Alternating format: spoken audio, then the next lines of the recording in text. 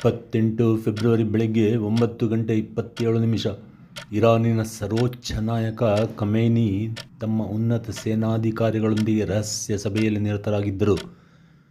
ಮತ್ತೆ 18 ನಿಮಿಷಗಳಲ್ಲಿ ಇರಾನಿನ ಇತಿಹಾಸವೇ ಬದಲಾಗಲಿದೆ ಎಂಬ ಸಂದೇಶವಿರಲಿಲ್ಲ. 9:30 ಸುಮಾರಿಗೆ ಹೊರವಲಯದ ಮಿಲಿಟರಿ ನೆಲೆಯಲ್ಲಿ ಭೀಕರ ಸ್ಫೋಟ ಸಂಭವಿಸಿತು. ಸೈರನ್ಗಳು ಮೊಳಗತೊಡಗಿದವು. ಕೂಡಲೇ ಸೇನಾಧಿಕಾರಿಗಳು ಖಮೇನಿಗೆ ಸೂಚನೆ ನೀಡಿದರು. ಖಮೇನಿಯವರೇ, ಭೂಗತ ಬಂಕರ್ಗೆ ಕೂಡಲೇ ಹೋಗಿ.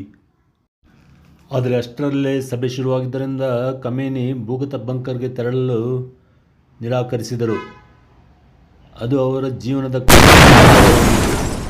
9:45 ಖಮೇನಿ ಇದ್ದ ಕಚೇರಿಯ ಮೇಲೆ ಒಂದಾದ ಮೇಲೆ ಒಂದು ಬಾಂಬ್ ದಾಳಿ ನಡೆಯಿತು. ಕಟ್ಟಡ ಕುಸಿದು ಬಿತ್ತು.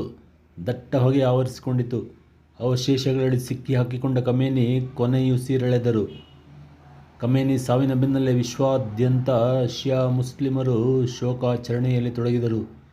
ಪಾಕಿಸ್ತಾನ, ಇರಾಕ್, ಲೆಬನಾನ್, ಗಲ್ಫ್ ಭಾಗಗಳಲ್ಲಿ ಅವರನ್ನು ಪಾಶ್ಚಿಮಾತ್ಯ ರಾಷ್ಟ್ರಗಳ ವಿರುದ್ಧ ಎದೆ ಸೆಟೆಸಿ ನಿಂತ ವೀರ ನಾಯಕ ಎಂದು ಕಾಣಲಾಗುತ್ತಿತ್ತು. ಅನೇಕರು ಖಮೇನಿಯ ಸಾವನ್ನು ಇಸ್ಲಾಮಿಕ್ ಗೌರವದ ಮೇಲೆ, ಇಸ್ಲಾಮಿಕ್ ಪ್ರತಿಷ್ಠೆಯ ಮೇಲೆ ನಡೆದ ದಾಳಿ ಎಂದು ಭಾವಿಸಿದರು. ಖಮೇನಿ ಕೋಟ್ಯಂತರ ಶಿಯಾ ಮುಸ್ಲಿಮರ ಆರಾಧ್ಯ ದೈವ. ಪಾಶ್ಚಿಮಾತ್ಯ ರಾಷ್ಟ್ರಗಳಿಗೆ ಸೆಡ್ಡು ಹೊಡೆಯುವ ಏಕೈಕ ಮುಸ್ಲಿಂ ರಾಷ್ಟ್ರದ ಸರ್ವೋಚ್ಚ ನಾಯಕರಾಗಿ ಅವರನ್ನು ಜನರು ಕಂಡಿದ್ದರು. ಹೆಜ್ಬುಲ್ಲಾ, ಹಮಾಸ್ ಸಂಘಟನೆಗಳಿಗೆ ಖಮೇನಿ ಬೆಂಬಲ ನೀಡುತ್ತಾ ಇಸ್ರೇಲಿನಲ್ಲಿ ವಿಧ್ವಂಸಕಾರಿ ಚಟುವಟಿಕೆಗಳಿಗೆ ಖಮೇನಿ ಉತ್ತೇಜಿಸಿದ್ದರು. ಇರಾನ್ ಬ್ಯಾಲಿಸ್ಟಿಕ್ ಮಿಸೈಲ್ ಸಾಮರ್ಥ್ಯವು ಅಮೆರಿಕ ಸೇರಿದಂತೆ ಪಾಶ್ಚಿಮಾತ್ಯ ದೇಶಗಳಿಗೆ ಕಂಟಕಪ್ರಾಯವಾಗಿತ್ತು.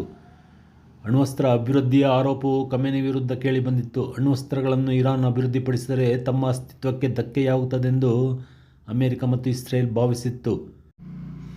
ಇರಾನಿನ ಶಕ್ತಿ ಕುಗ್ಗಿಸಲು ಖಮೇನಿಯನ್ನು ಸದೆ ಬಡಿಯಲು ಅಮೆರಿಕ ಮತ್ತು ಇಸ್ರೇಲ್ ಆಪರೇಷನ್ ಎಪಿಕ್ ಫರಿ ಆರಂಭಿಸಿತು. ಅರಬ್ಬಿ ಸಮುದ್ರದಲ್ಲಿ aircraft carrier USS Abraham Lincoln ಮತ್ತು ಪೂರ್ವ ಮೆಡಿಟರೇನಿಯನ್ ಸಮುದ್ರದಲ್ಲಿ USS Gerald R Ford aircraft ಕ್ಯಾರಿಯರ್ಗಳನ್ನು ಅಮೆರಿಕ ನಿಯೋಜಿಸಿತು. ಅಬ್ರಹಾಂ ಲಿಂಕನ್ ಏರ್ಕ್ರಾಫ್ಟ್ ಕ್ಯಾರಿಯರ್ ಮೂಲಕ ಯುದ್ಧ ವಿಮಾನಗಳಿಂದ ದಾಳಿಗೆ ಮತ್ತು ಮಿಸೈಲ್ಗಳ ದಾಳಿಗೆ ಸಿದ್ಧತೆ ನಡೆಸಿತು. ಇಸ್ರೇಲ್ ಬೇಹುಗಾರಿಕೆ ಸಂಸ್ಥೆ ಮೊಸಾದ್ಗೆ ಖಮೇನಿ ಸಭೆ ನಡೆಸುತ್ತಿರುವ ಸುಳಿವು ಸಿಕ್ಕಿತ್ತು. ಕೂಡಲೇ ಯುದ್ಧ ವಿಮಾನಗಳು ಕಾರ್ಯಾಚರಣೆಗಿಳಿದು ಖಮೇನಿ ಸಭೆ ನಡೆಸುತ್ತಿದ್ದ ಕಚೇರಿ ಮೇಲೆ ಬಾಂಬ್ಗಳ ಸುರಿಮಳೆ ಸುರಿಸಿತು. ತೀವ್ರ ಗಾಯಗೊಂಡಿದ್ದ ಖಮೇನಿ ಸ್ಥಳದಲ್ಲೇ ಕೊನೆಯುಸಿರೆಳೆದರು. ಖಮೇನಿ ಸಾವಿನ ಸುದ್ದಿ ಹರಡುತ್ತಿದ್ದಂತೆಯೇ ಇರಾನ್ ಪ್ರತೀಕಾರಕ್ಕೆ ಮುಂದಾಯಿತು. ಮಧ್ಯಪ್ರಾಚ್ಯದ ಅಮೆರಿಕ ವಾಯುನೆಲೆಗಳಿರುವ UAE, Kuwait, Bahrain, Saudi, Qatar ಮೇಲೆ ಬ್ಯಾಲಿಸ್ಟಿಕ್ ಮಿಸೈಲ್ ಮತ್ತು ಡ್ರೋನ್ ದಾಳಿಯನ್ನು ಇರಾನ್ ನಡೆಸತೊಡಗಿತು. ಇಸ್ರೇಲ್ ಮೇಲೂ ನಿರಂತರ ಕ್ಷಿಪಣಿ ದಾಳಿ ನಡೆಸಿತು. ದುಬೈಯಲ್ಲಿ ಇರಾನ್ ಸತತ ಮಿಸೈಲ್ ದಾಳಿ ನಡೆಸಿದ್ದರಿಂದ ದುಬೈನಿಂದ ಭಾರತಕ್ಕೆ ಹೊರಟಿದ್ದ ಫ್ಲೈಟ್ಗಳು ರದ್ದಾದವು. ಇದರಿಂದಾಗಿ ನೂರಾರು ಕನ್ನಡಿಗರು ದುಬೈ ಏರ್ಪೋರ್ಟ್ನಲ್ಲಿ ಸಿಕ್ಕಿ ಬೀಳುವಂತಾಯಿತು. ಹೋರ್ಮುಜ್ ಜಲಸಂಧಿಯು ಭಾರತ ಮತ್ತು ಪಾಶ್ಚಿಮಾತ್ಯ ರಾಷ್ಟ್ರಗಳಿಗೆ ತೈಲ ಸರಬರಾಜಾಗುವ ಮಾರ್ಗವಾಗಿತ್ತು.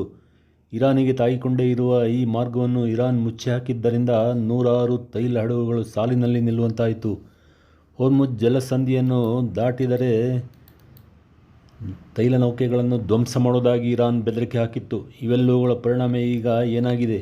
ಭಾರತದಲ್ಲಿ ಮಾತ್ರವಲ್ಲದೆ ಇಡೀ ಜಗತ್ತಿನಲ್ಲಿ ತೈಲ ಬೆಲೆ ಏರಿಕೆಯಾಗುವ ಸಾಧ್ಯತೆ ದಟ್ಟವಾಗಿದೆ. ತೈಲ ದರ ಏರಿಕೆಯಿಂದ ದಿನಸಿ ಸಾಮಗ್ರಿಗಳ ದರವೂ ಏರಿಕೆಯಾಗಲಿದೆ. ಅಮೆರಿಕ ಮತ್ತು ಇಸ್ರೇಲ್ ಹಾಗೂ ಇರಾನ್ ನಡುವೆ ಯುದ್ಧದಲ್ಲಿ ಮಿಸೈಲ್ ಬಾಂಬ್ ದಾಳಿಗಳಿಗೆ ಅಮಾಯಕ ನಾಗರಿಕರು ಪ್ರಾಣ ಕಳೆದುಕೊಂಡರು. ಇರಾನ್ನಲ್ಲಿ 600ಕ್ಕೂ ಹೆಚ್ಚು ನಾಗರಿಕರು ಬಲಿಯಾಗಿದ್ದಾರೆ. ಈ ಯುದ್ಧದಲ್ಲಿ ರಷ್ಯಾ ಮತ್ತು ಚೀನಾ ಇರಾನ್ ಪರವಹಿಸಿ ಯುದ್ಧಕ್ಕಿಳಿದರೆ 3ನೇ ಮಹಾಯುದ್ಧವಾಗಿ ಪರಿವರ್ತನೆ ಆಗುವುದರಲ್ಲಿ ಆಶ್ಚರ್ಯವಿಲ್ಲ. ಆದರೆ ಯುಕ್ರೇನ್ ವಿರುದ್ಧ ಯುದ್ಧದಲ್ಲಿ ರಷ್ಯಾದ ಸಾವಿರಾರು ಸೈನಿಕರು ಹತರಾಗಿದ್ದಾರೆ. ರಷ್ಯಾದ ಆರ್ಥಿಕ ಶಕ್ತಿಯು ಕುಂಠಿತವಾಗಿದೆ. ಈ ಸಂದರ್ಭದಲ್ಲಿ ಮತ್ತೊಂದು ಯುದ್ಧ ಮಾಡುವ ಶಕ್ತಿ, ಸಾಮರ್ಥ್ಯ, ಸ್ಥೈರ್ಯ ರಷ್ಯಾಕ್ಕಿಲ್ಲ.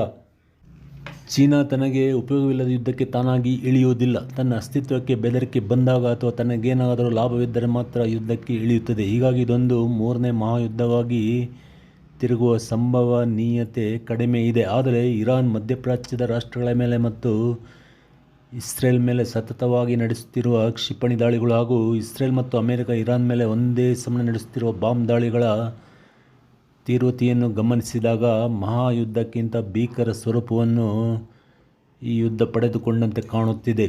ಇಂಗ್ಲೆಂಡ್, ಫ್ರಾನ್ಸ್, ಇಟಲಿ ಯುದ್ಧದಲ್ಲಿ ಅಮೆರಿಕಕ್ಕೆ ನೆರವಾಗಲು ಮುಂದಾಗಿವೆ. ಇನ್ನು ಸೌದಿಯ ತೈಲಗಾರಕ್ಕೆ ಇರಾನ್ ಕ್ಷಿಪಣಿ ದಾಳಿ ನಡೆಸಿದ್ದರಿಂದ ಸೌದಿ ಕೆರಳಿಕೆಂಡವಾಗಿದ್ದು, ಇರಾನ್ ಮೇಲೆ ದಾಳಿ ನಡೆಸಿದರೂ ಆಶ್ಚರ್ಯವಿಲ್ಲ. ಇರಾನಿನ ಶಕ್ತಿ ಅಪಾರ ಸಂಖ್ಯೆಯಲ್ಲಿರುವ ಅದರ ಬ್ಯಾಲಿಸ್ಟಿಕ್ ಕ್ಷಿಪಣಿಗಳು ಎನ್ನುವುದು ಗುಟ್ಟಾಗಿ ಉಳಿದಿಲ್ಲ. ಅಮೆರಿಕ ಇರಾನಿನ ಕ್ಷಿಪಣಿಗಳ ಶಸ್ತ್ರಾಗಾರಗಳ ಮೇಲೆ ದಾಳಿಗೆ B-2 ಸ್ಪಿರಿಟ್ ಸ್ಟೆಲ್ತ್ ಬಾಂಬರ್ಗಳು ಮತ್ತು B-1 ಲ್ಯಾನ್ಸರ್ ಬಾಂಬರ್ಗಳನ್ನು ಬಳಸಿಕೊಂಡಿದೆ. ವಿಮಾನಗಳು 2,000 ಪೌಂಡ್ ತೂಕದ ಪ್ರಿಸಿಷನ್ ಗೈಡೆಡ್ ಬಂಕರ್ ಬಸ್ಟರ್ ಬಾಂಬ್ಗಳನ್ನು ಹಾಕಿ ಬಂಕರ್ಗಳನ್ನು ಪುಡಿಗಟ್ಟುತ್ತಿವೆ. ಒಂದೆಡೆ ರಷ್ಯಾ-ಯುಕ್ರೇನ್ ಯುದ್ಧ, ಇನ್ನೊಂದೆಡೆ ಪಾಕಿಸ್ತಾನ-ಅಫ್ಘಾನಿಸ್ತಾನ ನಡುವೆ ಉದ್ವಿಗ್ನತೆ. ಈಗ ಅಮೆರಿಕ ಇಸ್ರೇಲ್ ವಿರುದ್ಧ ಇರಾನ್ ಘರ್ಷಣೆ. ಇದು ಪ್ರಾದೇಶಿಕ ಯುದ್ಧವೇ ಅಥವಾ ಮೂರನೇ ಮಹಾಯುದ್ಧದ ಮುನ್ನುಡಿಯೇ? ಈ ಯುದ್ಧ ಎಲ್ಲಿಗೆ ಕರೆದೊಯ್ಯಬಹುದು? ಟ್ರಂಪ್ ಹೇಳಿರುವ ಪ್ರಕಾರ ಹೀಗೆ 1 ತಿಂಗಳು ಯುದ್ಧ ಮುಂದುವರಿದರೆ ಯಾವ ದಿಕ್ಕಿಗೆ ತಿರುಗಬಹುದು? ಎಷ್ಟೊಂದು ಸಾವು ನೋವುಗಳು, ಕಷ್ಟ ನಷ್ಟಗಳು ಅಮಾಯಕ ಜನರಿಗೆ ಉಂಟಾಗಬಹುದು. ಆದರೆ ಇದಾವ ಪರಿವೇ ಇಲ್ಲದೆ ಯುದ್ಧವನ್ನು ತಮ್ಮ ಪ್ರತಿಷ್ಠೆಯ ಪ್ರಶ್ನೆಯಾಗಿ ತೆಗೆದುಕೊಂಡಿರುವ ಅಮೆರಿಕ, ಇಸ್ರೇಲ್, ಇರಾನ್ ಜಗತ್ತನ್ನು ವಿನಾಶದ ಅಂಚಿಗೆ ತಳ್ಳಲು ಹೊರಟಿದೆಯೇ? ಕಾಲವೇ ಇದಕ್ಕೆ ಉತ್ತರ ನೀಡಲಿದೆ. ಮಿತ್ರರೇ, ವಿಡಿಯೋ ಇಷ್ಟವಾಗಿದ್ದರೆ ಸಬ್ಸ್ಕ್ರೈಬ್ ಮಾಡಿ ಮತ್ತು ಬೆಲ್ ಐಕಾನ್ ಒತ್ತಿ. ಧನ್ಯವಾದಗಳು.